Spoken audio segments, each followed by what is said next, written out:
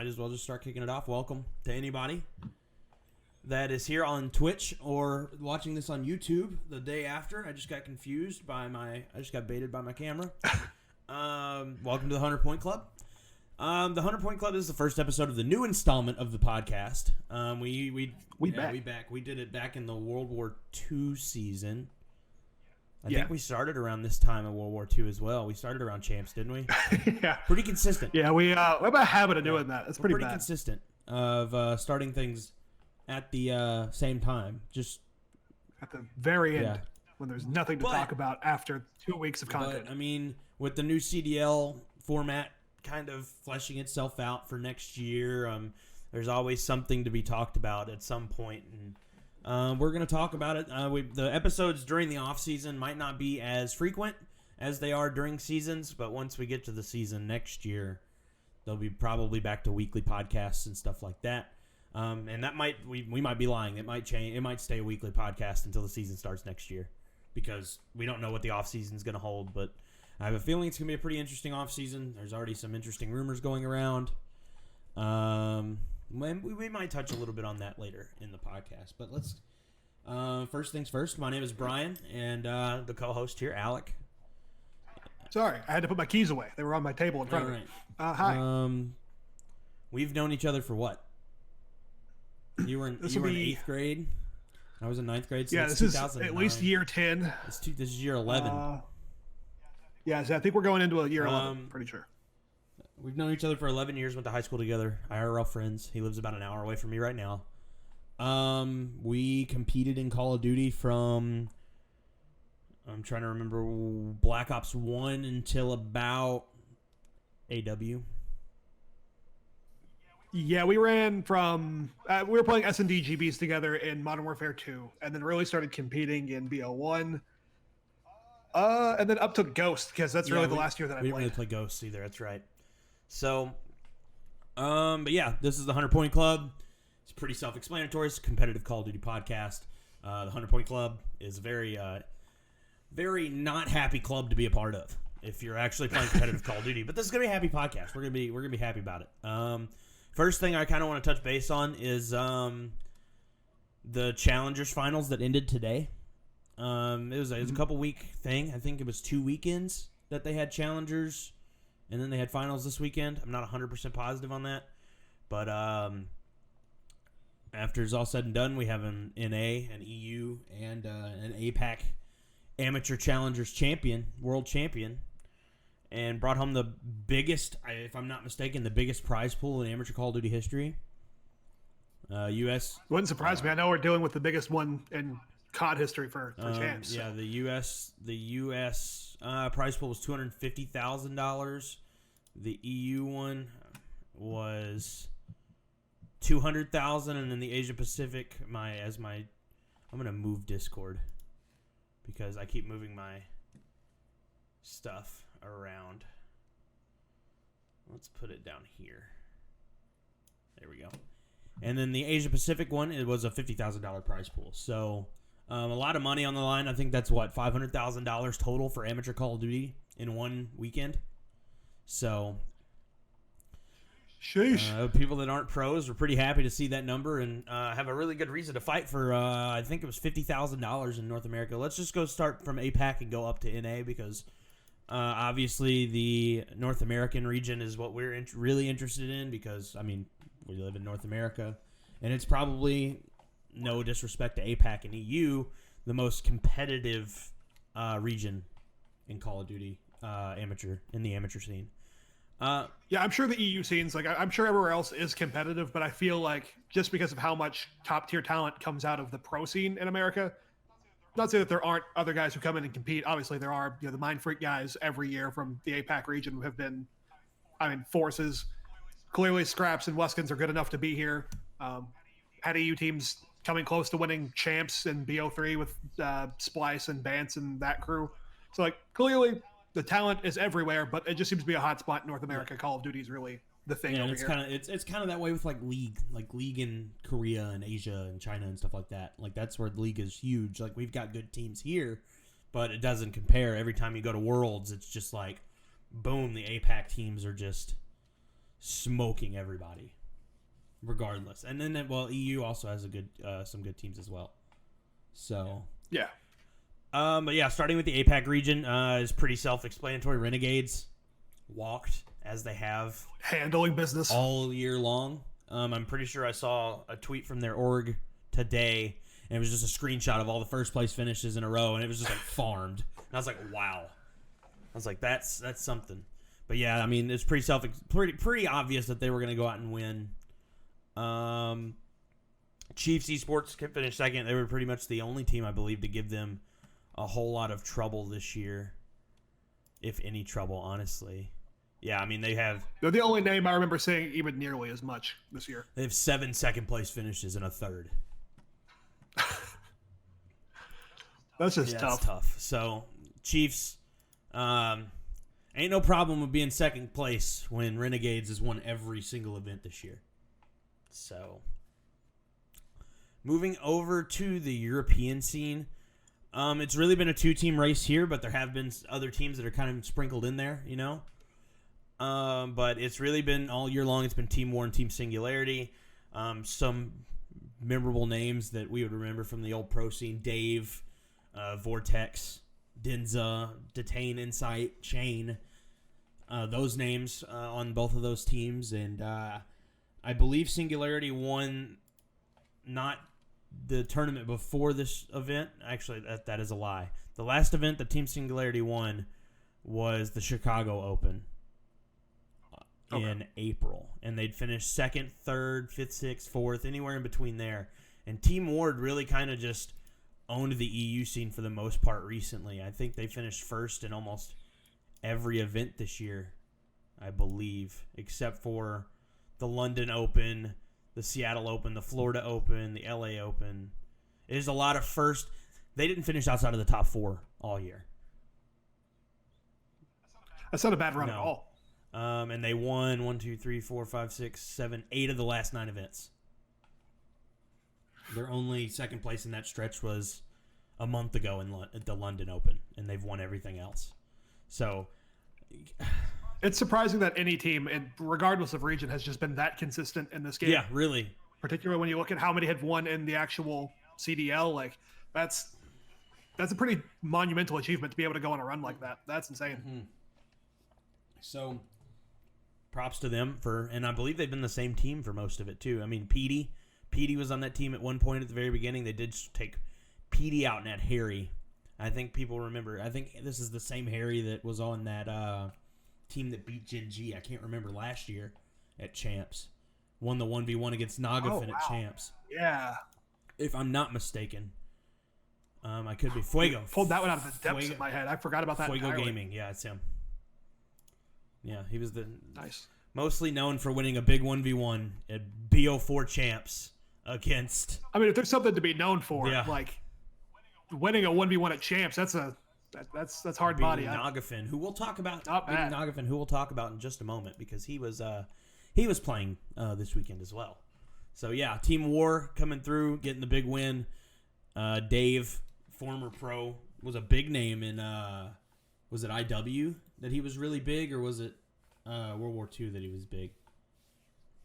I want to say it was World War II, but they all start to blend together at this rate. So he was a really big name for a couple years there, and kind of phased out of the pro scene for a second there. But I think given his track record of this year, I think he's making a case to join the league next year if it chooses to expand, which will be a topic at a later date, I'm sure. Yeah, we'll talk about that eventually because, I mean, we're going to have to, especially if the 4v4 rumors, which I don't know how to feel either way about that one, but if they do come true, then expansion's probably happening sooner than later. It's pretty much, I think it's pretty much a formality if it goes to 4v4 that we will have an expansion. Because, I mean, you think about it, that's 12 players on starting rosters that are going to not have a job, potentially. They might have a sub spot, but like not a starting job. So if it expands to 16, that gives them that opportunity. What's that? 4, 8, 12, 16 players can step in. And there are people on the bench now like Gunless, like Enable. And there are players right now that are sitting benches for CDL teams that could probably perform. Yeah, that regardless of if they fit the lineup that they were with to start the year or for whatever found them on the bench, yeah, there's definitely people sitting right now that could come in and on any given day still compete on a top 4 team. You just have to have the right people around them. So thinking cutting one person off and then bringing in other teams, that's gonna shake stuff up. I'm really excited to see what happens. And I'm optimistic about COD going back to 4v4 because 5v5 has not necessarily been my favorite. I think it worked in BO4. Didn't really work in this game. Didn't really work so well. I'm not sure that 4v4 would have worked in this game, though. I think it would have been very... Yeah, I'm not sure that this game was going to work just in general. I feel like this... 5v5. I feel like this game would have been very much World War II-esque in 4v4.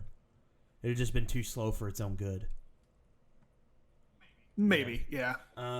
Moving over to the interesting side of things, the NA region. The top of the list, not all that surprising. Triumph Gaming, the team Nagafin, Royalty, Fellow, Standy, and DiamondCon won the event. Won in 3-1 fashion, if I'm not mistaken, over Carnage Gaming, who has been consistently like a top 6 team in the amateur scene for a while now. Shout out Coach Moach. Coach Moach with the dub. We talk about, like, you see these debates on Twitter about AMs being, their AMs saying that there are a number of them that are better than current pros. Yeah. But yet, you see people that are winning AM events that are borderline professional players. Like, I mean, Nagafin was on Gen G last year, the team that finished second 3 times, I believe. Fellow was on that E United team in World War II that made the run at Champs. Royalty's been in and out of a team for a while, and then Standy and DiamondCon are the 2 AMs that haven't really made that break yet. And then you had... Fellow was on EG for BO4. He was on EG for BO4. And then you have 4th and 3rd place. You had Parasite, who... Black Ops 2 world champion. Despite not making pro teams, he's always been... or not making pro teams as often as he used to.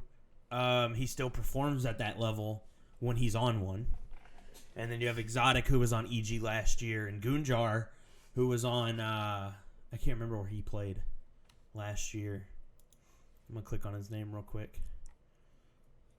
He was on EG for a little bit last year. Not during the season, though. I don't think he really played... in BO4. That's kind of surprising to me. But either way, like, he's been in the pro scene. He's a sub for OGLA right now. Like, and then you have in 4th place Journey, who was on that Heretics team, and Gravity, who's been up and down, has been mainly in the Challengers amateur scene, but has seen some time in the pro circuit a little bit. So, like, you still see these professional teams or ex-professional players now on the Challenger side winning and finishing in the top 4 of these tournaments. Do you think that the argument that there are AM players right now that are better than some of the pros that are in the CDL, do you think that argument stands weight with these results? I think there are definitely certain individual players that could compete at that level. Maybe not that they're better than the pros, but that they can come up to that level of talent. Because in Call of Duty in general, I feel like chemistry matters a lot more when it comes to the high tier. Once you've passed a certain benchmark, it's about chemistry and learning the game together. And that's what separates most of the pro teams from the AMs. Like, we don't have a whole lot of teams that can come in and pull off the phase/old optic style of just slaying people out on the map and just winning that way. We don't see that as often anymore. Yeah. A lot of people tried to copy that in seasons past, but especially with 5v5 and how easy it is to just throw bodies at a hill or a bomb and just trade things out. I think that style has kind of died off. And so if you have a team that's just working, I think, yeah, there's probably, I don't know, if there's 5 people on each amateur team, the top 15, maybe even amateur teams, could probably compete against the pros on any given day. It's not like being a professional player makes you invulnerable to losing against worse players. Yeah. It's, you've hit a benchmark. And so, like, looking at the 13 through 16 spot here, we have names that I recognize instantly: M. Ruiz, Drama, Tiny, Twiz, Theory, Evasion, Lamagod, Ramby, Flawless, Beezy, Holler, Profizi, Aches, APOC, Spacely, That entire TCM, team's noticeable. all, yeah, that entire team. Yeah. It's like you know all of those names. A little bit below that, you see Cade, Robbie B, Parzelian, Gorgonite, Clamp, Fastball, Onyx. Some more recognizable than the others, but all those guys, realistically, we know they're talented. Yeah, I mean, we know they could compete. A lot of the people that you just named have had stints in the circuit. I mean, Aches. Yeah, they've shown that they can already do Aches this. is a 2-time world champion, and he finished top 24 in AM champs. See, And even some of that is just, and some of it may even just be clout as well, because some of these other names that I don't recognize, these guys are still placing, they're still playing well. So like it's clearly not just how good other people think you are, which I think also determines why a lot of people are still pro. I think friendships determine a lot of that stuff. We see that every year with Roster Mania. You see people trying to band together and be like, well, I really like teaming with so-and-so, so I think we're going to be a team of two through this org, even if it costs me a spot on a team that I know I could already be a part of. I want to build my team, and whether they work out or not, it's the friendship thing that kind of takes it in that direction or not. Like it either works out because the guy you want to team with is good, or it doesn't work out because one of you isn't as good as the other one thought, or whatever. I think that relationship does determine, maybe even to too much of a degree, who stays around in the pro league sometimes. So, and I just brought this up to be a discussion point. I do think that there are pros out there, or that there are people in challengers out there that could go in. I mean, we've seen this year of all years, we've seen more than any of it. You've seen people like, and granted, it's been online, and playing in a pro scene on LAN is different than playing online. I'm sure. I don't have that experience to be able to tell, but I mean, you've seen the talent like Draza Hollow, Awakening, and Mac, and there's more than that have come in and really made an impact on teams. Those are just some of the more noticeable ones given the situations that have been going on. I mean, obviously, Awakening comes in and wins events right off the rip.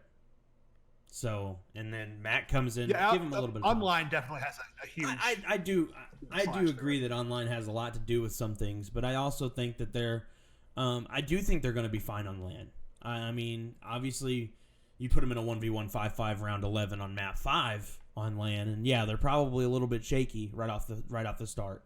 And I mean, it's these... Yeah, unless they have the absolute ice, unless they're just superhuman, that like the more composed, player that's been in that situation... Sure, maybe that's not the same degree, but like on any given hard point or whatever, it's like, I'm not. The classification doesn't matter. Like either you play well or. And I mean, you look at like Illy and Shotzi. Like, yes, their LAN numbers were lower than their online numbers, and everybody knew that they were better online than they were on LAN right now. But that doesn't lead me to believe that Shotzi's not going to be this good at some point when he gets on LAN and gets used to it and playing Call of Duty. And Shotzi's a different example because, I mean, he's won a world championship in Halo. But people were calling him Botsy at the beginning of the year, and now he's made them just turn around and eat it. To which most people, like, they go right to it being, well, it's online. He's only good online. That's a professional player from a different game crossing over to COD. I mean, he's already proved that he can do it. We've seen it. Like it's not anything different than what we've seen. Formal's done it, and Abel's done it. Frosty has done it, and there are more that I'm probably forgetting. In year one, you might be more comfortable in your bedroom playing with the lights off or whatever. But in year 5, is that still going to be a problem? Like, no, these guys are. He's elite. There's just no other way around it. He's really good at Call of Duty, and he breaks the movement system on Modern Warfare all the time. I still don't understand that. It amazes me. But anyway, to get to piggyback onto back to where we were. We went on a pro Shotzi ran or whatever. That's fine. But yeah, I think there are AMs out there that could get put on pro teams and perform. And but yeah, you kind of touched on it. Some surprising names that didn't finish very well in the NA LAN or the NA champs for challengers. Parzelian, obviously known for that start on Midnight Esports last year, coming into the Pro League at BO4 and really doing really well. Mm-hmm. Aches is probably the biggest name in the top 24 that didn't have a great showing. Obviously, Aches is a 2-time world champion. Most recently, 2 years ago, World War II, when nobody thought he was going to do it. He did it. said it to his face too. I was like, Pat, I have no idea how you do this. Honestly, ice, man. Every year. And he just looked at me and goes, I don't know either, brother. And just he's got the ice. Kept it moving. Another one like, on, yep, that same team, Spacely. I mean, that man had a roller coaster of a year last year. And I feel so bad for Space, man. Space has done a lot for the scene and been a really pretty much a key point or like a key figure in Call of Duty for a long time now. And he finished top 24. One of the interesting stories, I believe it was Ramby, was dropped by In Control before Champs, and I'm pretty sure he beat In Control this last weekend, did he? Yeah, he knocked him out. They dropped him for Gorgo or Knight or whatever they're calling him now. And then they match up and he sent him home. Story. That's pretty funny to me. Yeah, that's a story. Theory, obviously not the most skilled on the thumbs, the most skilled thumbsman out there. It might not be the straightest shooter, but that man still manages to land results. I don't get top it. 16. Bink Drama. You play a lot of actually. Drama had a really good tournament. I saw that in the maps that he played, he had like a 1 point something KD. He was doing really good with an SMG in his hands. Nova, M. Ruiz, some people that haven't really been in the pro scene very recently. I think Nova was last really big in the pro scene. I actually couldn't tell you. It's been a while though. He was on. Oh wow, he was on Moratory. He was on Moratory. They made Champs, didn't they? Did they not? And I think so. So there was some. I mean, he's been right there a lot. Oh yeah, he was on Allegiance before it went GGEA, right? That was that same squad. I believe you're right. I couldn't tell you, but I believe. Was it like Remy, Moach, and somebody? So, or is that a different roster? Different roster. I don't remember. Either way, like they finished. What did I say? They finished. They finished top 16. You have. Yeah, Believe, Mayhem, Nova, and Spoof was the team I was thinking of. I remember those guys from like IW era. That was wow. I didn't even put that together. That was the same person. You have some shout out to CCL, by the way. You have some CCL people making some moves. 47 on Tespa Carlton, if I remember correctly, posting where's he at? Top 12 finish with Nemesis. Obviously D-Lo from Texas A&M, if I'm not mistaken. Winners of the CCL this year. He's a beast. He's a lot of fun to watch, man. D-Lo's got the gunny. I no fronting on that. A lot of fun to watch. I watched a lot of CCL events. He finished top 6 with Orlando Reapers. Westar finished top 6, which has been a team that's been at the top all year. And Atlanta FaZe Academy had to go through the LCQ because they picked up Sib after dropping him. And they had to go through the LCQ, won the LCQ. I'm pretty sure he used a sniper almost every hard point. And they still won. And finished top 4 here. 5-star, which is Parasite, Noisy, Fire, Exotic, and Goonjar. 3rd, Carnage Gaming. Was 2nd, Pure Ryza, Nightmare, Gunsy, and Hunt. Gunsy's been around for a little bit. He's always a lot of fun to watch as well. And then Triumph with the win, $50,000 for that team. Coach Moach gets a dub. Coach Moach. And another set of names there that I didn't even think to stop on. For West R, I mean, Spoof and Zaptius, I mean, both of them had runs. Loaf Rossi and Paul have been around for a while. I know the name Fame, but I couldn't place where I've seen him play before. Maybe, couldn't. I was hoping, but if I saw his actual name, I would realize. But nope, no clue. But I do know the name. Don't remember who he played with. But yeah. Oh, Diamond Con. That's who I was thinking of. Yeah, he played with TCM and Diamond Con earlier in the year. Anyway. Yeah. So. The NA Challenger season is now over. Everybody that's played Challengers this year can now delete Modern Warfare from their entire existence because I know they're doing that. Lucky fucks. So they're done with that. I mean, I bet there will be some that'll probably stick around because one of the interesting things with Champs this year is it's broken up into 2 weekends. You have playoffs starting on Wednesday. I think it goes Wednesday, Thursday, Friday, Saturday, and I think maybe Sunday. Not 100% sure on that. And then the next weekend it goes Friday, Saturday, Sunday, if I'm not mistaken there either. It's going to be really interesting given the format because, like, think about champs and, like, the top 4 are the only 4 teams that make it to the second weekend. Yeah. So who's going to want to scrim the top 4 teams? Are they going to have to scrim each other?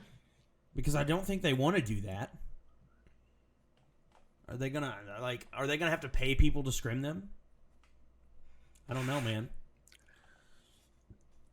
It's a good question. I think that we'll probably get more people willing to scrim that are trying to make it through. So the people who do have to qualify will probably try to set scrims, at least one, top 4 team at the very least. That way they know they've played against them all year, but that way they're ready. They're not getting caught off guard by something new. Yeah. So if FaZe or whoever needs a scrim, I could easily see one of the other teams reaching out and being like, yeah, we'll run hard points and try to just, I guess, be ready for what's going to happen. But that is an excellent point. Like, so you might just want to freeze out the top 4 and try to make them go in as cold as possible, since you'll have had played the weekend before. Hopefully you're coming in warm. I guess we could see that happen, I guess.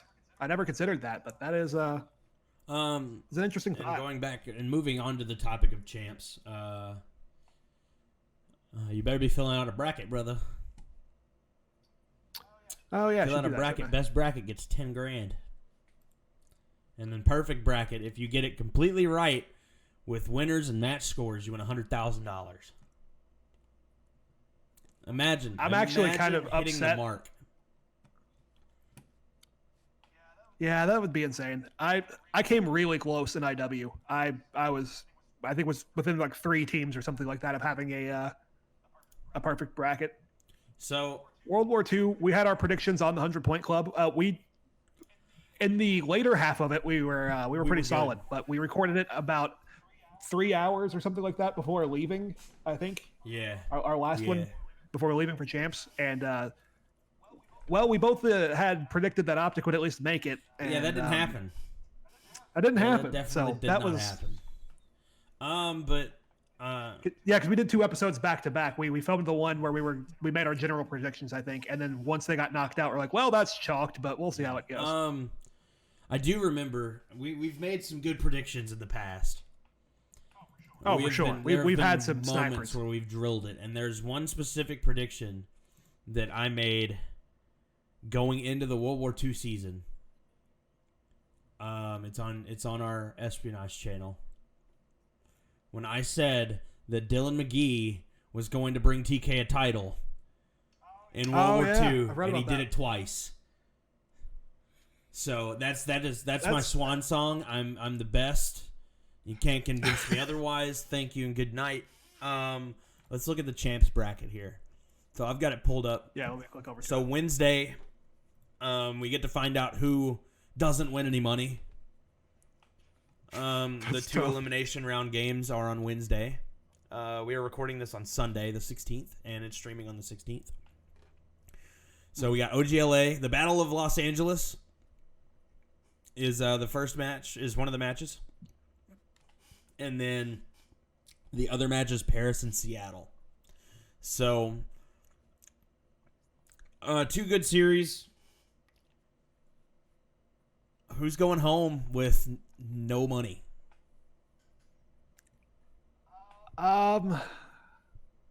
Unfortunately, I think Seattle might be done for.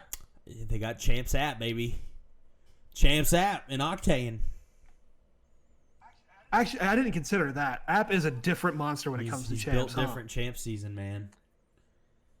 He is Mr. Championship season. So that's actually a much harder call than I thought, because like all year long, I've wanted that Seattle roster to just kick it into gear, find something to turn off of, and just just make a run of any kind. And admittedly, it hasn't all been their fault. The league hasn't really helped them in that endeavor. They've screwed them over, to be just as blunt as I possibly can be. It's been pretty rough handling some of their situations. Yeah.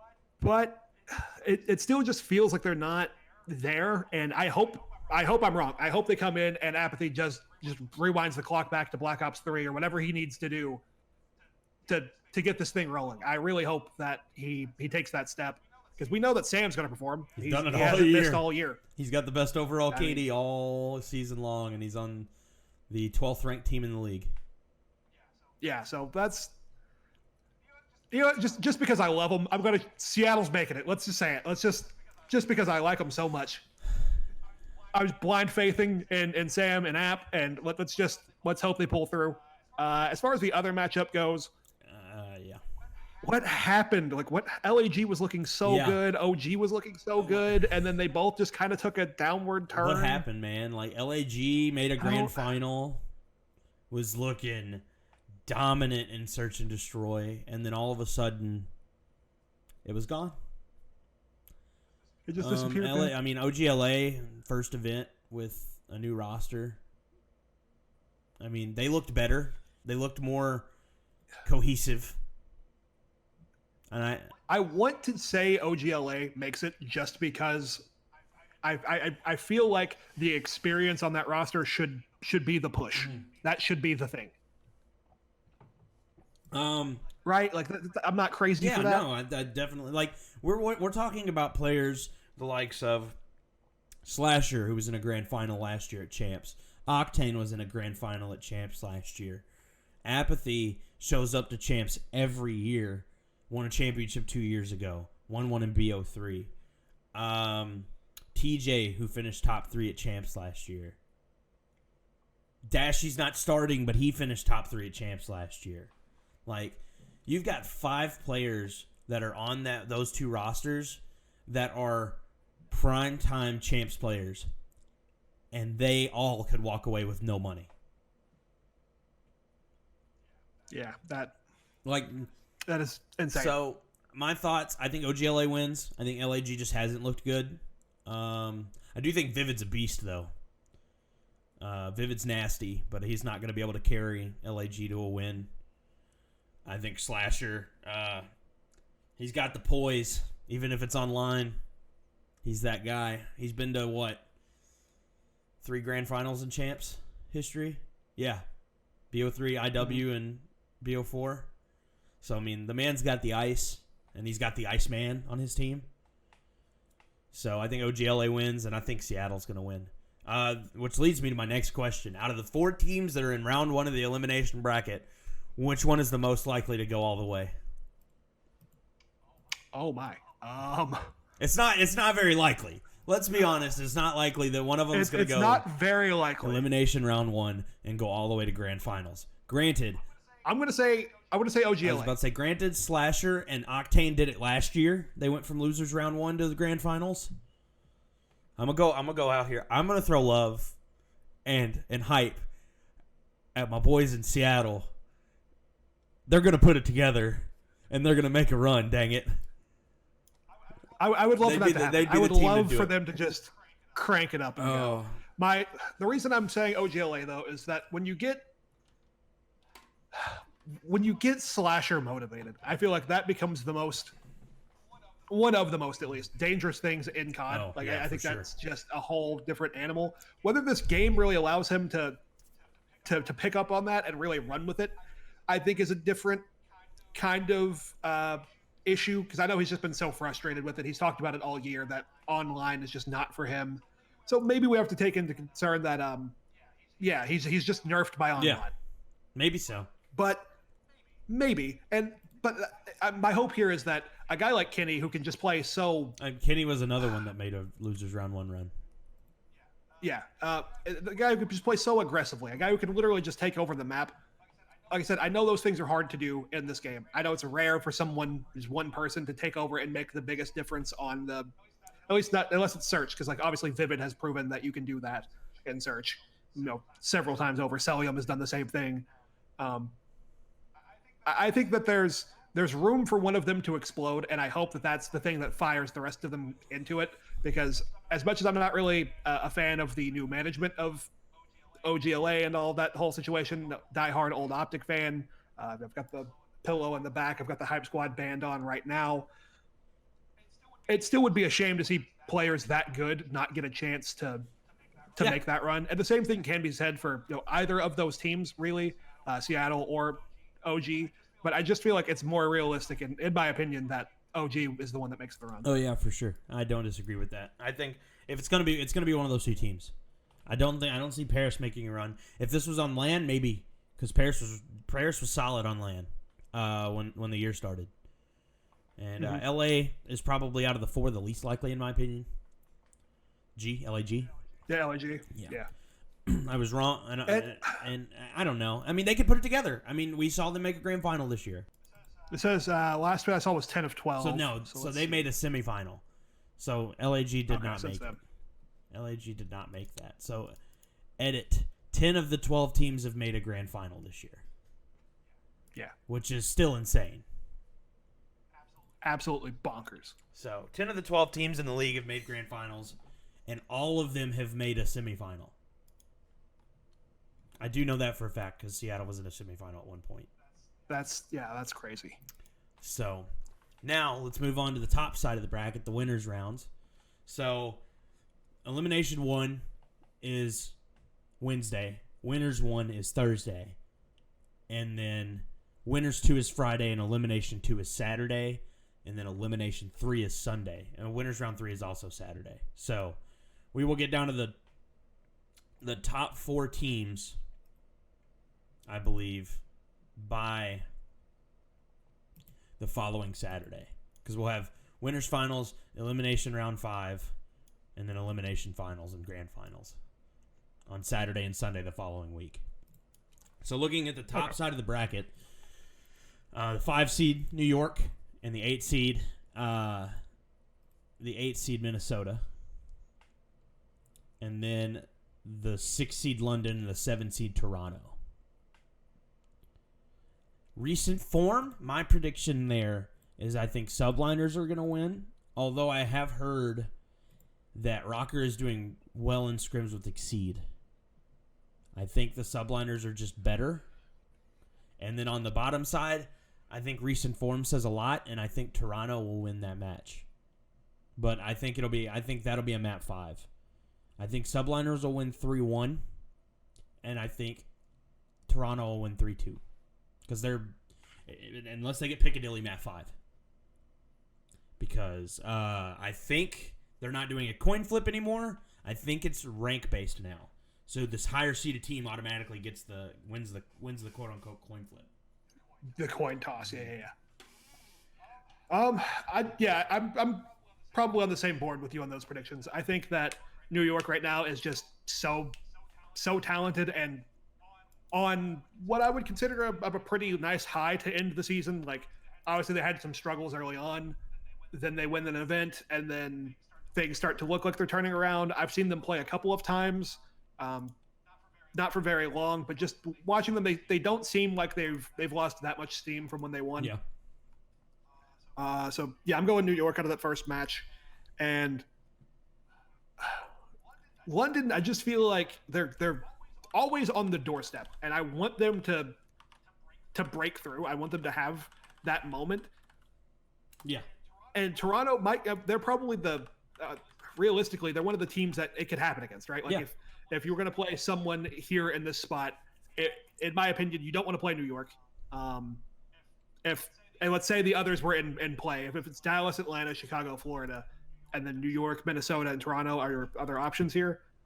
Like if you've got the whole board to play, I would be looking for London to probably play either Minnesota or Toronto. That would be my pick for them. And so to end up with one of those, yeah, recent form does say quite a bit about what Toronto looks like. They were clearly on something at that last event. Whether they were start glitching or not, I don't care.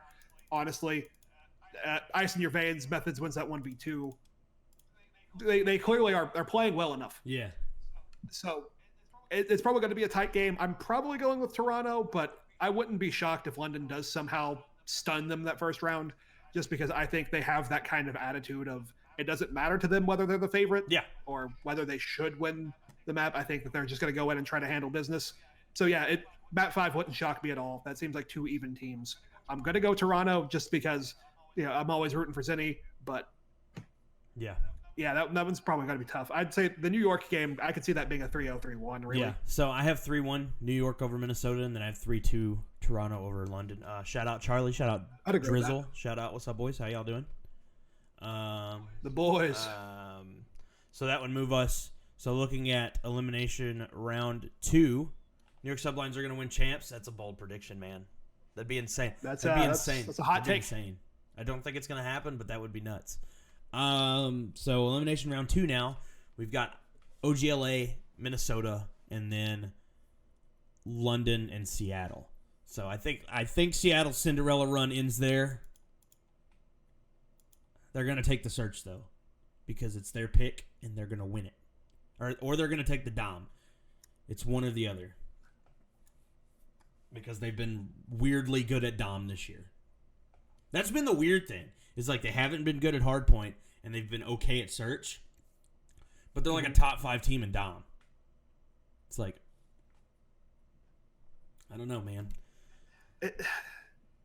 They're confounding. They're really just confusing. So, and I don't get it. So, I think London wins 3-1. Listen, kids, we all know that New York's going to take the trophy home. You calling us kids, Driz?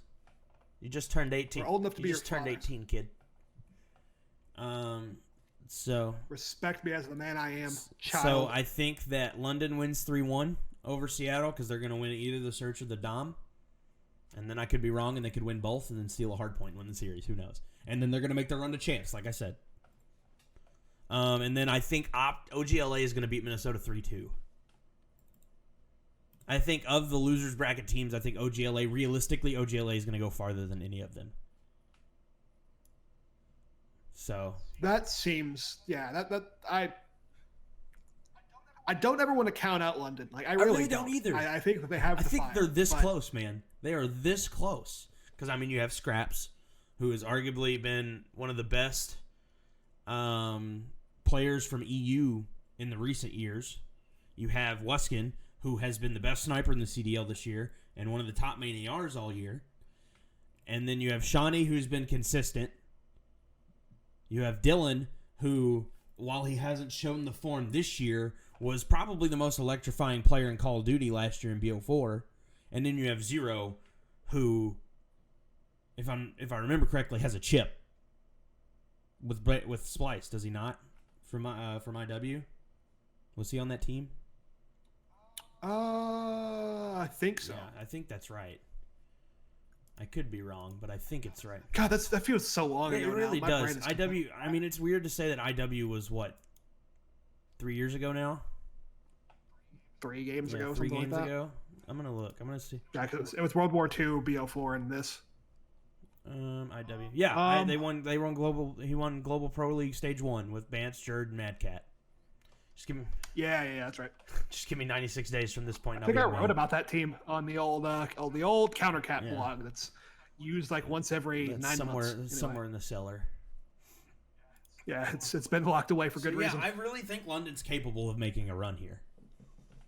And it wouldn't surprise me if they go in and beat Toronto and then they go in and shock Florida. It honestly wouldn't at all. But I just think that recent form says a lot, and I think Toronto's been in the best recent form, obviously winning the last event, and we've seen the success translate from the last event to champs. You know? Like, I mean, there was a stretch there where the team that won Stage 2 playoffs won champs. So, like, usually if you were good in the last event, you're good at champs because it's right around the corner. Have you guys been playing COD lately? Not really. We've played a little bit of Warzone, but for the most part, I haven't really played it. We won 1 GB last night and called it a night. We won a GB. We got 06 on Ramaza. We need your Ramaza genius, brother. And then we pulled out 4 snipers and 1 crash, 6-1, and then we won Petro. Really weird GB, but we won it. But the sniper thing still gets me. But going down to that, the elimination round 2 for me, I'm gonna say that just to keep it caught up, we've got the Subliner Rocker match being 3-1. I agree with that. Toronto, London being 3-2. And then I have OGLA versus LAG being a 3-1. I do as well. I think OGLA's got that. And then I've got a 3-2 Seattle, Paris with Seattle. Well, if we're both going to win, we're probably going to have the same bracket, so we're going to split that 100K. Well, I think this is where we're going to go different in this next round. Wait, how'd you guys play GBs? You got a team going? It's just a team with me, Alec, and then some of our IRL friends, man. It's nothing serious. We just play S&Ds. We played one series of S&D. Anyway, back to the topic point at hand. Right, if you're trying to play, Driz, we'll pick you facts, up. Don't you worry. dude. We got you. So going on to winners round 2 out of that, it would be Chicago, New York, Florida, Toronto. I believe in the curse. I'm saying 3-2 Subliners over Huntsman. Really? I believe that it's just been proven too many times, right? Like Tommy is just the kryptonite to whatever Seth and Formal have. Like what? My follow sound's going off. I apologize. There's a gif of me. There's a gif of me throwing kicks that's not on here right now. But Lemon thinks Florida's going to win. I don't think Florida's going to win. Drizzle, thank you for the follow. Appreciate it. There is a gif thing, but I kept it off of the screen for reasons. But so you think Subliners are going to beat Huntsman 3-2? Yeah. I'm just feeling it, man. Like I said, I feel like he's too much for him. I don't know what it is, but they get shook in that matchup every time. Zuma flanks really kill. Except for that one time when they played Subliners and they smoked them. That was that one match. It's an anomaly. That's the only one. Yeah, but if it doesn't matter, then it's yeah. What's the point? Like going back to World War II. I mean, he literally ended the dynasty. Yeah. So the man responsible for ending it all. It's true. Attaches on that team too. So. Yep. And moving to the next matchup, it's Florida and Toronto. I think Toronto's luck is going to run out there on the winner's side of things. I think they are going to be. Yeah, I have that as a Florida win as well. I've got so I have it a little different. I have Huntsman 3-2, and then I have Florida 3-1. So, you've been watching Scump do scrims, and he's looking mad good. They stopped streaming scrims recently, so I'm pretty sure that they're locking in. I think they're going to be fine. I think they're going to look really good at champs because they're actually going to get it figured out and not kick their feet in scrims, because I think people think that they play differently when they're not streaming versus when they are, and that's a discussion we can talk about at another time. But I think they're going to bring it. I think it's going to be a lot of fun to watch at champs. I think it is, even though this game hasn't been the most enjoyable thing. So let's go to winners round 3 then. So for me, I have Atlanta and Chicago and Dallas and Florida, and you have Atlanta, New York, Dallas, and Florida. So yes, recent history tells me that Huntsman is going to beat Atlanta because the only matchup we've had all season, they absolutely demoralized them. So, but I think it is going to be a little bit closer. I think it's going to be a 3-1 in favor of Chicago. And then I think Dallas is absolutely goated right now. They're going to 3-0 Florida to go to winners finals. That's an interesting take. Yeah, they're going to 3-0 Florida. So the FaZe New York matchup is interesting to me because in theory, I feel like those teams shouldn't be super different. Like, obviously, I think Celium is the one guy that stands out to me on Atlanta side as being like the X factor. Just his search ability seems to always be, dude. He's always in the right spot. Changes a series. You've got Cell, who's like always getting always being at the right place at the right time. And then you've got a Beezy who's just a nuisance on the map. I understand, like, you don't want to play a map that gives Simp a sniper, like Arklov and Piccadilly, but you also don't want to play Gunrunner against them because a Beezy's going to get 17 kills in the vent. And that's where I think the difference is I think they've cut down the amount of search maps that are going to be viable. Mm-hmm. I really think that, yeah, they have talented subs on either side. They have just talented players in general on either side. But FaZe has just looked, at least in the searches, just miles ahead of the game. Obviously, you know, when we had Vivid running in and like absolutely destroying people, there's different styles to play this game, so maybe it balances out in that way. Yeah. But I just feel like Atlanta has something absolutely different about them right now. I'm going 3-1 FaZe over New York. I think at least both searches are a lock for Atlanta. I think New York wins the Dom in that situation because they've been. I think they're the best Dom team right now, in my opinion. They've definitely got a strong Dom, and so like I definitely think they're taking it one of the respawns at the very least. But I think that Atlanta's going to lock this thing up. It may end up being a 3-2. I might bust my bracket here. It may not even happen. Who knows? Yeah. But 3-1, I think, is a fairly decent choice. And then we both have Dallas, Florida. Yeah. You said 3-0 Dallas. I want to hate that pick, but I don't know that I can. Yeah, I mean, Dallas has been kind of different when they play Florida. Frying, man. It's Champs Clay, dude. It is Champs Clay, and is Champs Crim a thing? Like I don't know if I can even count that. He hasn't played well He hasn't played phenomenally the last two champs. That's what I'm saying. Like, I don't think his last two examples. I don't even think we can come back to that. I think Damon is the guy from those rosters that were like obviously not BO4. A sidebar. Imagine if Damon played during this meta. I don't think he would have. I don't think he would have. I don't think he would have, but he'd have been better in this meta. I think Seattle would have been better in this meta because Damon was running an AR. Anyway, are you taking Dallas 3-0? Or are you going to give Florida a map? I want to say Florida takes something. Mm-hmm. I don't know what. I'm going to say 3-1. Okay.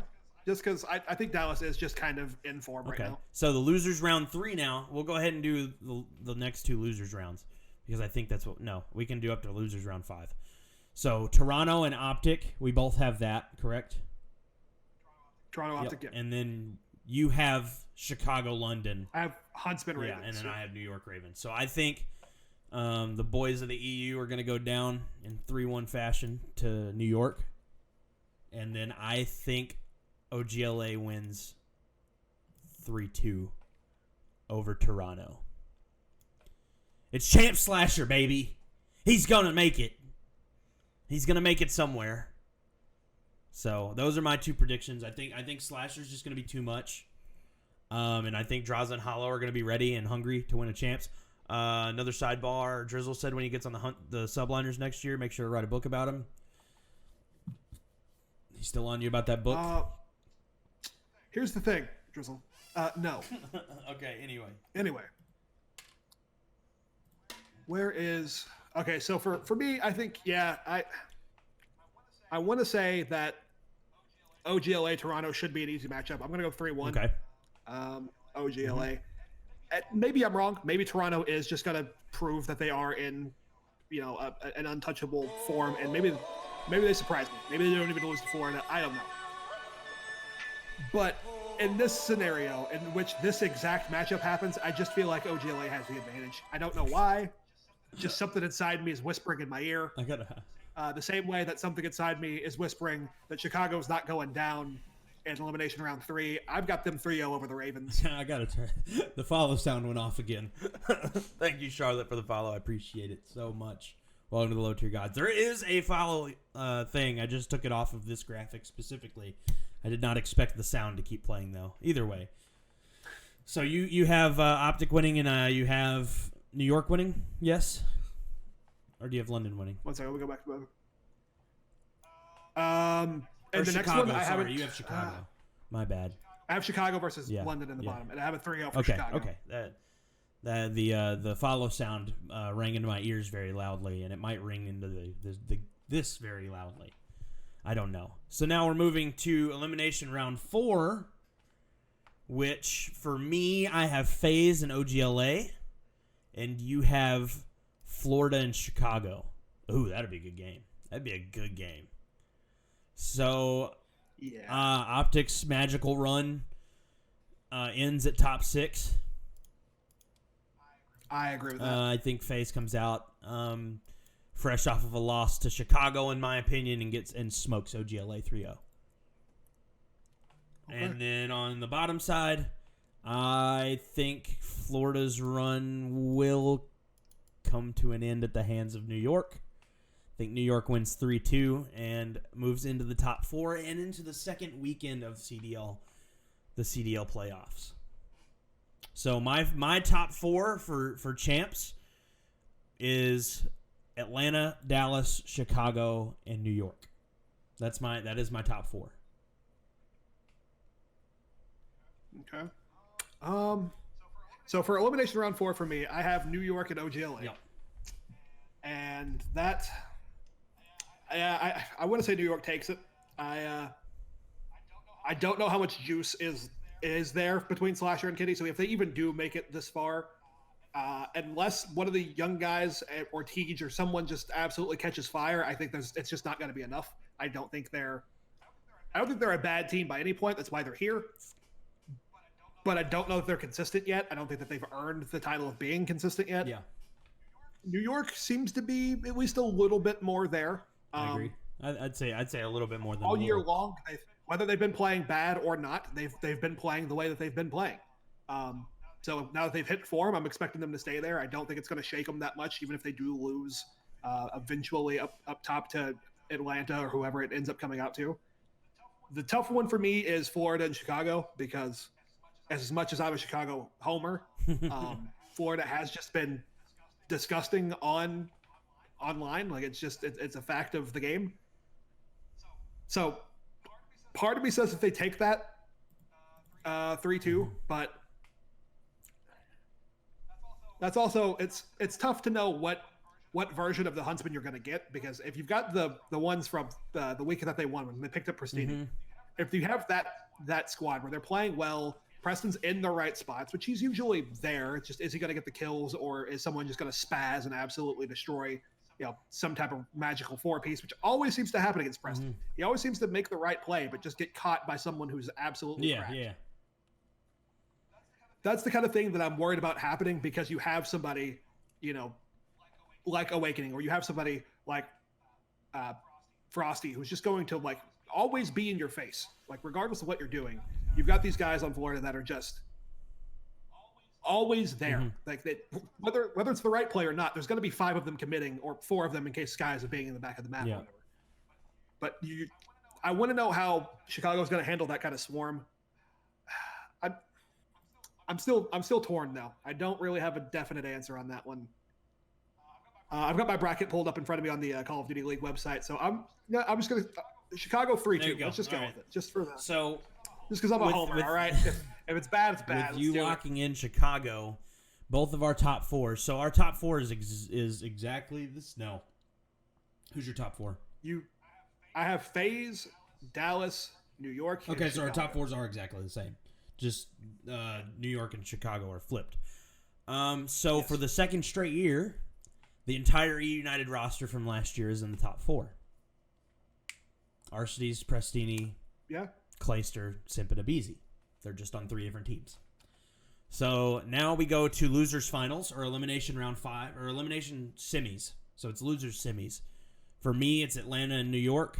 For you, it is Atlanta and no. For me, it's for losers, it's New York. It's New York and Chicago. So for me, it's Atlanta and New York, and for you, it's New York, Chicago. For me, it's a rematch from winner round 2. I think that. I'm going to make Drizzle upset. I think that's what's going to happen. I think FaZe will win 3-2 and secure the spot in the top 3. They've been there all year. And I think that on the biggest stage, I think Crowder's going to have their team ready. Crowder and RJ are going to have their respective team prepared. And I think you put this kind of pressure on Simp, who entered last year the hottest prospect of all AMs and won a championship, won an MVP, is on the short list of world champions. I think that they've got the ice. I think Cell, Major Maniac, Abizi, and company, and Priesta. I think you can't. I think they have to be in the top 3, in my opinion. What was this year for FaZe if they're not in the top 3? Yeah, that would be extremely interesting to see them fall just at the very end of the year and just not be able to. I mean, they've made what? How many grand finals have they made? 6? 5? And they've won 3 of them? I don't remember. Yeah, but I mean, to have won 3 of them in general is insane.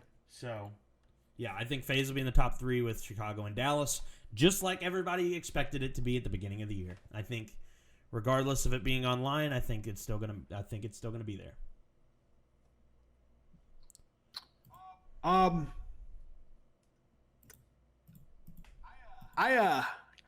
kind of hate myself for how I played this one out, but that means in my projected rounds, we've got New York, Chicago, Atlanta, and Dallas. I think Atlanta 3-2 in winners finals. I definitely think Dallas is going to compete, but I feel like they're the kind of team that kind of needs a kick in the ass sometimes. They need to be reminded that they're supposed to be the favorites in a lot of cases. You could say that maybe that's not the case this year because Atlanta has won this or because of Florida or whatever. I think any team that has that level of talent on it should be in general looked at as a threat to win it all any year, regardless of how they were playing at the beginning of the season. When you have vets, when you have Krim, you have Clay, I think it's just a mindset thing. And so maybe I'm wrong. Maybe they come out with fire that I don't expect them to have right away. But I could definitely see Atlanta getting them in winners finals and just sliding away just off the pure energy. I think that team, out of all the teams in the league this year, have been the ones that, even when they've played bad, their vibes have never really been shaken, at least not that we've seen. Even when Preston had like a really bad event, they were able to just kind of reset, put it back together. Yeah. They kicked out any kind of distractions. They've been really focused, and I think that focus pays off here. I definitely see them making it to the championship. Okay. I don't remember if I touched on it or not, but elimination round 5. I said I believe in the subliners or the Zuma attached curse for Optic, but I also believe that Seth and Formal have broken a curse before. I think they've been here. I think they know what their back against the wall feels like, and so I'm taking 3-0 Chicago over New York. Wow, that's a prediction. So, I didn't bring up my winners finals. I think Dallas is just too good. I think it's going to be a 3-1 Dallas over Chicago, setting up for the second time and the third time all season. The second time in the event and the third time of all season, Chicago and Atlanta to go to the CDL Championship. And I think that the first two times, the first time obviously Chicago came out and absolutely smoked Atlanta. I think the second time Chicago is going to come out and they're going to beat Atlanta pretty well. And I think the third time that Atlanta's going to get their revenge and win 3-2 and eliminate Chicago top 3. And then we get Dallas and Atlanta for the CDL Championship. I believe you have the same. Yeah, I do. I think if they get in position here, it'll be Chicago, Dallas. And as much as I love Chicago, I really am. I don't want to doubt the ice, right? But without Damon, who is your Sunday guy, I don't see a person on this lineup. Maybe it's Arcides, and maybe I'm wrong. Maybe someone else manages to just pick it up. The Huntsman fan in me wants you to be wrong. Yeah, I want to be wrong about this. Maybe Envoy is the new Damon. Maybe he just gets to Sunday and is just absolutely ice in his veins. But we don't know because we haven't really seen him in that position. We don't know because he finished top 32 last year. Yeah, that's what I'm saying. Like, it didn't kind of work out that way. And like I said, Arceus, okay, champion. Matt, champion. Seth, champion. We're cooking. Champion. Preston, champion. Yeah. I can't believe I left him off that. Envoy's the only one of the 5 that hasn't been in a Champs Grand Final or won a championship, won a world championship. That is kind of fair. That does make me rethink things. I didn't think about the kind of composure levels, but I just feel like Dallas is going to come out with the fire. I think when you have a Huntsman Dallas matchup that means this much, I just kind of feel like Krim and company are gonna feel it. I don't think it means as much. Like, if Chicago wins, like, yeah, it's awesome, it's cool. But I think it would mean more for Krim and Clay to come over that hump, especially after the banter all season long, back and forth. Could you imagine? I know it's online, but could you imagine after the beginning of the year when Chicago absolutely smoked Dallas, for when it mattered most, Krim to get his revenge against his former teammates and eliminate them from champs? That's where I think this is all headed. And so that leaves me with a championship match of Atlanta and Dallas. And to be honest, once you've knocked out your biggest rival, I think you've got the gas. The official fire under your ass. And so I've got Dallas 5-3 over Atlanta. So thoughts on before I go to my prediction? Krim is a dinosaur. So is Clay. Clay's older than Krim. What is Krim? Or what does that make clay, Driz? What's older than a dinosaur in real life? Caveman. It was caveman first. No, caveman definitely didn't come first. I'm an idiot. No, so what do you think? What do you think first. of a snake? Okay, I guess we'll take it. What do you think of the best of 9? Before I drop my prediction, for those that don't know, and I'm sure most people watching this will know, best of 9 format is the championship match this year, and the team that comes from winners finals is up 1-0 to start the series. So they only have to win 4 maps, whereas the team from losers has to win 5. So, Alec, what are your thoughts on the best of 9 series that is now the CDL Championship? I don't like the starting off 1-0 thing. It kind of just, I feel like it just complicates things when they don't need to be that complicated. Yeah. I think playing a traditional bracket reset would have been optimal, in my opinion. I like that more than playing whatever this is. But also, we haven't seen it yet, so maybe I'll change my mind as we get further, up the road. Maybe after actually witnessing it, I'll come around on it. I think I love it. I think it's dope. My just first initial thought when I saw that it was a best of 9, I was like, "That's sick," because now it's not. If you lose a series, you can regain. You have to regain after losing one series and getting the bracket reset on you. Now you don't have that extra break where you get another veto system and stuff like that. You have to play 9 maps, all of which are different from the others. So you don't have any replay maps, and it's straight through. I will say that's fun. That idea where you don't have to touch on another, like, if you played it in the first series, you don't have to play Hackney again. I like that idea of it, but I'm just worried about the length. I just feel like it's going to be like a 6-hour broadcast. Well, I mean, I think that's the only game on Sunday. I think it may be, but even that is going to be like, that's going to be a marathon. Either way, but I love it. I think that it's at least 8 maps of different things. We don't see Ramaza twice in a series, or Ramaza Hardpoint twice. We won't see Hackney Dom twice. We won't see Piccadilly Search twice. Thank God. Yeah, thank the heavens. So I think it's awesome, and I think honestly, the 1-0 lead, like it reminds me a lot of BO1 in the pro circuit, because you remember how that used to work, don't you? If the team that came from losers won 3 maps in pro circuit back in BO1, they had to win 3 more, so it became a best of 11. Yeah. But there wasn't a veto process again to start a series over. All the team from winners had to do was win 3 maps. They had to win 3 maps over what could potentially be an 11-game series. I think that's how it worked. And then the losers team had to win 6 maps. I think that's how it worked. I can't remember correctly, but it became a best of 11 if the other team won 3 maps, which is insane. I loved that. But I did really like the 2 best of 5 system, and I think I'm really going to like the best of 9 system. We'll just have to see.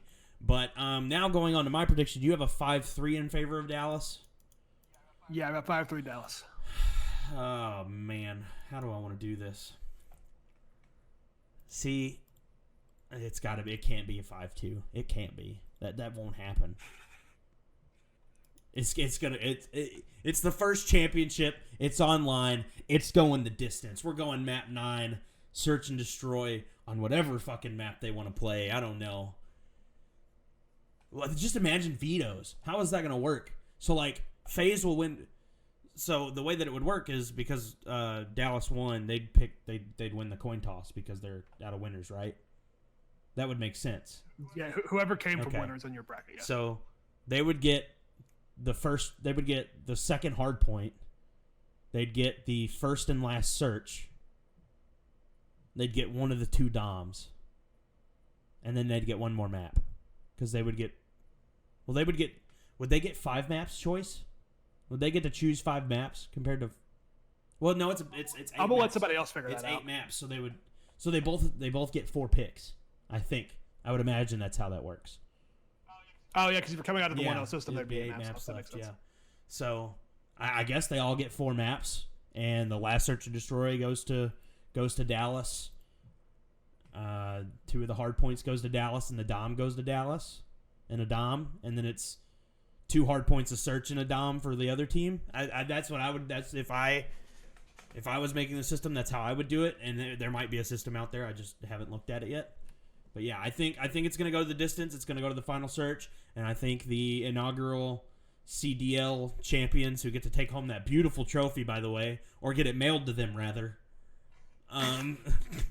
That's an expensive piece of that's an expensive package to send. I guarantee it. It's gonna go on tour like the Stanley Cup it's trophy. It's gonna take like 2 months to get there, because you know how long it takes for them to send those. You know how long it took MLG to send those trophies after they won events.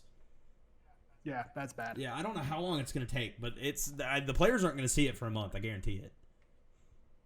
If Dallas wins it, the way that I'm predicting it, are we putting bets on Clay just driving to go get it? Krim would go get it, I think. As soon as he wins, he's like, all right, dude, just hit the bus. He's like, oh man, I finally performed well at Champs. I gotta go get the trophy. No, I'm just kidding. Krim's a beast, man. He's gonna get it finally. Ever since IW. That's weird to me, man. Of all games for Optic to win, or that team to win Champs, they won it in Infinite Warfare. It is a little weird, especially when you look back and when you think of the particularly Sunday, but for the entire tournament, like people talk about Formal going absolutely nuts and being the best AR in that game, and just like having shutdown perperformances repeatedly. Formal was the best AR. You talk about in that game. Yeah, I think for sure. I think probably the best player in that game, to be honest. Yeah. And you talk about Karma making just like ridiculous plays that nobody else makes. I don't remember if it was from Champs or not, but him jumping off the wall with the uplink ball on Frost, beating somebody down, and then jumping back to the wall. Yeah. Like, just being able to make a play or a highlight like that. I feel like people were talking about his performance and Formal's performance. Krim doesn't really get that much love from that tournament. Yeah. I remember there being maps where he played really well, but it just feels like everyone goes back to those guys every time. Now, it would be interesting to see if he does have some kind of thought about that, coming into the tournament. Yeah. If he is thinking about how, despite being one of the guys who's consistently one of the best every year, that his last couple of Champs runs have not been ideal. I don't know that he's thinking about it. I don't know if he's going to let him get to that. We know he's big on his mental gymnastics. He's big on keeping up his defenses mentally. Yeah. Particularly, the Zitty mind gym thing is hilarious to me. But we know, like, he's serious about that. He tries not to let shit bother him. Seth said he banned his own name in Seth's chat. Kills me. The chat was That's roasting one him. of the funniest things I've ever seen. He's like, why is Krim banned in your chat? Listen, Krim banned his name in my chat because people were roasting him. He got mad at it. Like, Krim's competitiveness is something that I wish I had. Because like he's got that spark. Yeah. He's got that kind of just drive to win it. And I think that might be a factor here. He might be ready to steam, and obviously online hurts everything in my opinion. I think, but when you've got a team in position to win it, I feel like that has to be your mindset. I mean, who has the most, like, on that Dallas team, like, do you think Krim's got the most pressure to perform? Because, like, you look at the last 2 years, it's like a top 32 at World War II, and then they played well all the way up until Sunday in Black Ops 4, and Scump showed up, and apparently nobody else didn't, according to Scump. Do you think Krim's got the most pressure to perform well at Champs? I think Clay. I mean, he's already. Group. Yeah, Clay walked out of there last year with his expectations being smashed. But once he broke the dry streak for him, it was over with. I don't think you can look at Ilya and Shotzi and say that either of them have this like huge pressure on them. I think that maybe Shotzi has pressure because people have looked at him as being one of the best players this year. Maybe he has that kind of pressure to keep up, but I don't think certainly anyone's expecting him to be the one sole difference, in winning a championship. Yeah. So I could say that Krim is probably the one guy on that roster who has the most, potential around him, I guess. Like that's the thing that if he wins, that's the storyline from that team. I just locked in my $100,000 bracket. I hope Activision sends me that check ASAP. Thank you. Oh, they said it as soon as possible. Let me lock mine in real quick. Who am I forgetting on that? Hook? Yeah. Hey, what pressure does Hook have pressure? I feel like Hook has not really. Like Hook has gone really under the radar. I think obviously you see like the last couple years he comes out and everybody's like Hook's gonna be the guy. He's gonna be the guy. Every year it seemed like he's the phenom, and now he's on a team where he doesn't have to be the phenom. That he can kind of just nestle in and play his role.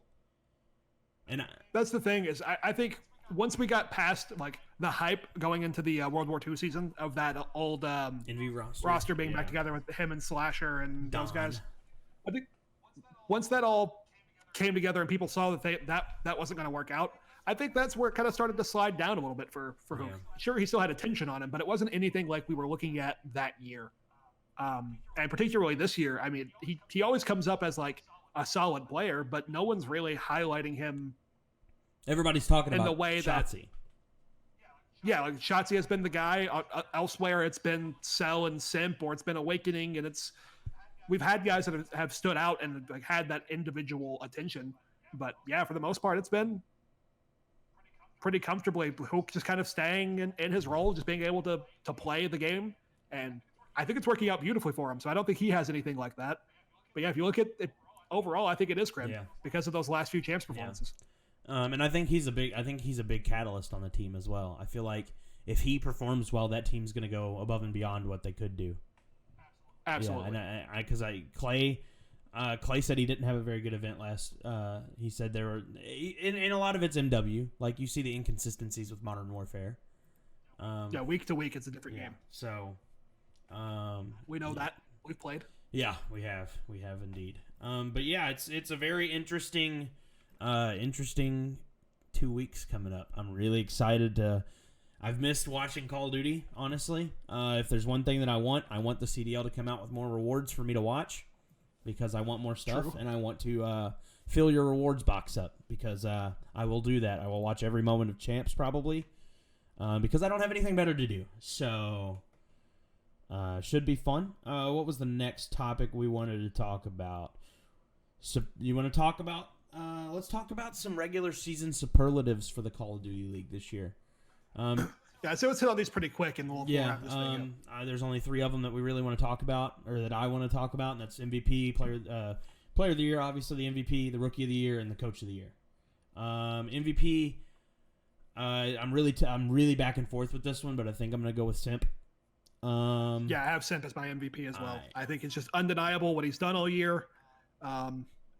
Atlanta has been in a good position all year long, whether they've been the one singular favorite team or if they've been in amongst the top 3. He's the guy every time. Simp. The man's got a 1.17 with a sub. Sans one event when he ran an AR and he dropped like a 1.3, but. I can't even shoot straight with the subs anymore. I feel like the game is just completely broken. Maybe it's just because I'm bad. I saw something the way that they just keep up is just insane. Saw something this morning that said that dynamic aim assist got silently changed. So I play on dynamic. That makes sense. But yeah, I think I was going back and forth between Simp and Celium, honestly. Because at the beginning of this game I thought Celium was the hottest thing in the league. But I think Simp's just consistently been the guy that's been dropping numbers, and like a 1.17 with an SMG is a very, very, very good KD. It's disgusting. It's ridiculous because like you see most of the average SMGs, like Envoy is a CDL MVP candidate, and he's got a 1.02, I think. So like if a 1.02 with a sub is MVP caliber, what's a 1.17 with an SMG? Unheard of. That's what it is. So we're on agreement there. I think Skies has a backdoor shot for it. He's got like a 1.24 as a main AR. He's been insane. Yeah, he's been disgusting. I didn't even consider that. But. I think if Octane had a better team, he'd be up there too because he's got the best KD in the league. Yeah, that's just that hurts my head. But anyway, so we both say Simp, and then we'll move on to Rookie of the Year, and I think that one's pretty straightforward. I'm going to go with Shotzi. I told you before we started the broadcast that I was kind of debating going back and forth between Shotzi and Awakening, but full body of work, I think Shotzi has just been dynamic all year long. 3 championships. No disrespect to Awakening, but with it being online, it's always going to have an asterisk. That's not anything against him Personally. Yeah, but Shotzi, you can say the same thing. You can say he's better online. He was here the whole season. He was proving what he can do. He only seemed to get better, whether it was online related or not. And he's got... Honestly, I just don't see another person that. And he's got a land championship. So, what can you really say? Yeah, and they do at least they grab have the one on land. That's for sure. And it was the first event that Rambo Ray was coached, by the way. Love Goach. Rambo. Goach. Yes, facts. Favorite player? Reason I started competing. That's neither here nor there. Favorite player's Big T. But just in case anyone's yeah, curious. Rambo's probably my favorite. But best midseason pickup though is Awakening, and that's without Awakening a doubt. for hands Without down. a doubt.